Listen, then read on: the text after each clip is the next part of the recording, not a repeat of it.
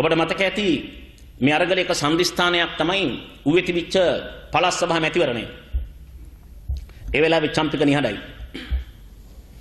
ඒ වෙලාවේ විද්‍යුත් මාධ්‍ය සහ සමාජ ජාල වෙබ් අඩි වලින් බොහෝ කොල්ල කෙල්ලෝ ආකර්ෂණය ගත්තේ ජනතා විප්ලවයේ නායක අනුර කුමාර දිසානායකගේ.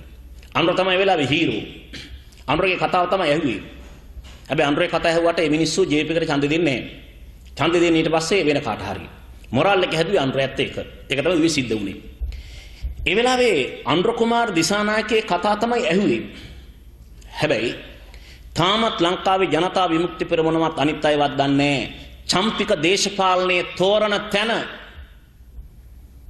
ඔහු සිටියම අඳින විදිහ, ඔහු අනාගතයේ සිටියම සලකුණු කරන තැන, ඒක තේරුම් නොකර දේශපාලනය කරොත් එහෙම මම හිතනවා මහින්ද රාජපක්ෂට වැඩි ඊටම නරක නායකයෙක් අපි අනාගතේ බිහි කර ගන්නවා.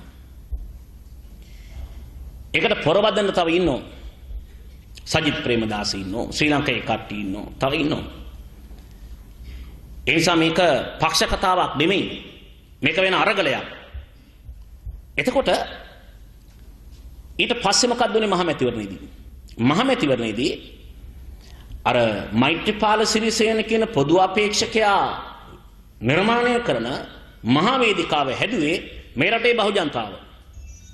එක්සත් ජාතික පක්ෂය සහ ප්‍රමුඛ එක්සත් ජාතික පක්ෂය සහ අනිත් අයට වේදිකාව හැදුවේ.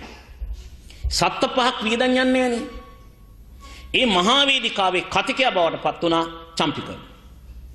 දේශපාලන තෝරපු තැන. තෝරලා කිව්ව දේවල් දැන් ආයෙ මතක් කරන්න වෙනවා. ඒ නිසා අර විශාල ඒකාධිපති මොඩලයක් හදමින් හිටු මහින්ද රාජපක්ෂ පරාජය කරන්න කොල්ල කෙල්ලෝ ඇතුළු මේ රටේ පුරවැසියෝ තීරණය කරපු තැන සම්බන්ධයෙන් තියෙන ප්‍රධාන කාරණාව තමයි මේ රට හොඳ රටක් නෙවෙයි. මේ රටේ බිහි වෙන පාලකයන්ට පුදුම ලේපිපාසාවක් තියෙනවා. අවුරුදු 10කට 15කට වරක් කොල්ල කෙල්ල 10 15000ක් මරා ගන්න ඕනි නැත්නම් නිින්ද යන්නේ නැහැ මුන්ට. අවුරුදු 10 15කට වතාවක් කොල්ල කෙල්ල ටිකක් මරාගත්තේ නැත්නම් මේ රට පාලනය කරන්න මුන්ට බෑ. 71 මේ දේ කරාද නැද්ද? කරා. 88 මේ දේ කරාද නැද්ද? කරා. 30 අවුරුදු යුද්ධෙදී උතුරේ දකුණේ ලක්ෂ ගාණක් කොල්ල කෙල්ලෝ මරා දැම්මා. මේක ඇත්ත.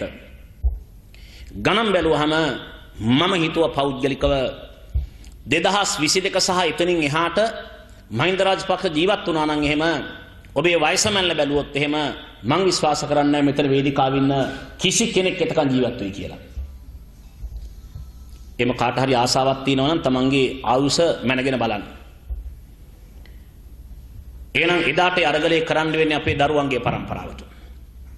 මට බය හිතුනේ දරුවන්ගේ පරම්පරාව මුන් විසින් මරා දානවාමයි. ඒ කොල්ල කෙල්ල එහෙනම් විශාල අරගලයක් කරනවා. මේ රට ආයතලේ තටාකයක් බවට පත් කරනවා. ඒක ප්‍රත්‍යක්ෂයි. ජනවාරි 8 වෙනිදා වැළැක්ුවේ අන්නේ ගමන. ඒ නිසා මේ සියලු වැඩිහිටියන්ට අපේ රට ඊළඟ පරම්පරාව ගරු කරන්න ඕනි, හිසනමන්න ඕනි. තමන්ට අරගලයකින් තමන් මරා දමන්න නියමිත අනාගතයක් මේ රටේ වැඩිහිටියෝ විසින් ජනවාරි 8 වෙනිදා වැළැක්වුවා.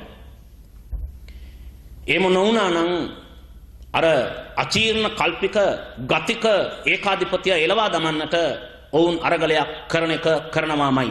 එවනම් තව අවුරුදු කීපයකින් ඊළඟ ලේහැලීමේ තටාකය ලංකාවේ නිර්මාණය කරනවාමයි. ජනවාරි 8 වෙනිදා වැළැක්වුවේ ඒක.